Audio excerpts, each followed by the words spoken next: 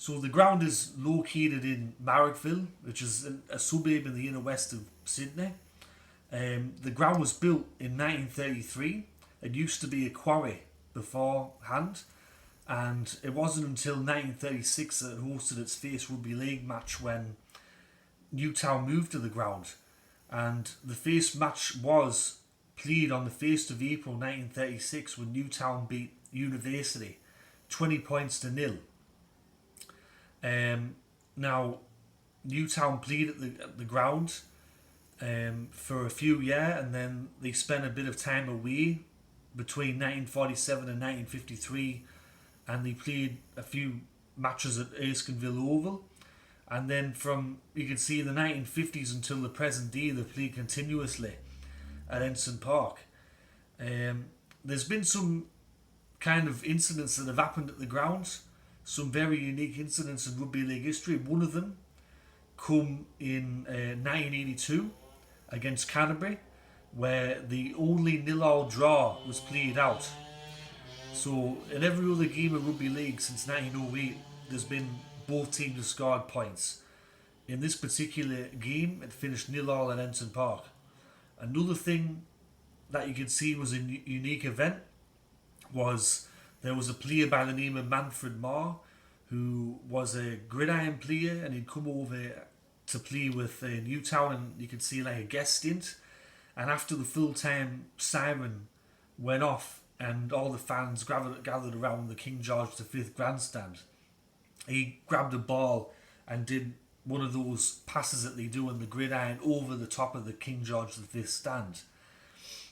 Another incident that happened, which is kind of a bit morbid, you could see, is rugby league immortal Frank Burge. He died at the ground. He had a heart attack while watching a game between Newtown and North Sydney in the 1950s. The record crowd at Henson Park for a Newtown match, that is, was 21,568 people, and that was a match played on the 9th of June 1957.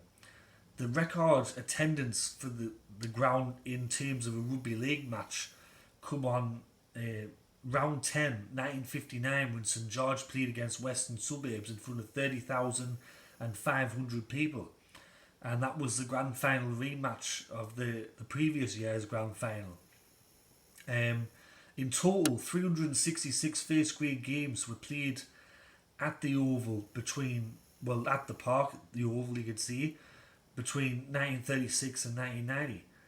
The last ever game to be played, the last ever top grade game to be played there, come on August the 26th, 1990, when Eastern Suburbs beat Cronulla 16 points to 11 in front of 2,000 people. Eastern Suburbs actually used Henson Park as their home ground between 1987 and 1990. They used the ground in part because the Sydney Sports Ground had just been demolished and they were rebuilding the brand new Sydney Football Stadium at the time over the top, so they had to find a place to play. When Newtown come back in, you can see the Ron Massey Cup, the Metropolitan Cup, and then the New South Wales Cup. It's been their home ground ever since. The biggest ever win at the ground and the highest ever score was when Parramatta beat Newtown 62 points to 18 on the 20th of August 1978. Henson Park, it's a great ground to go watch rugby league. You can go there, next year, hopefully, when the coronavirus is over and they play games there again. You can go there on a Saturday at 3 p.m.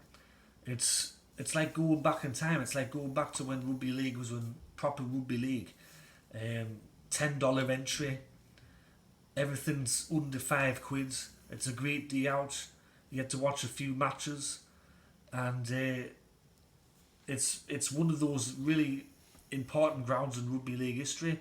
Unfortunately, it's forgotten about these days with the new grounds, but I recommend if you're in Sydney or if you've got a weekend off, go and check out Henson Park. But that's me video for the Forgotten Rugby League Grounds Part 7. This time I featured Henson Park, the home ground of Newtown. I hope you enjoyed the video. If you did, click that like button. If you're enjoying the content that I'm creating and you're liking the videos I do, click that subscribe button and click that notification bell so you get an email when I do a new video.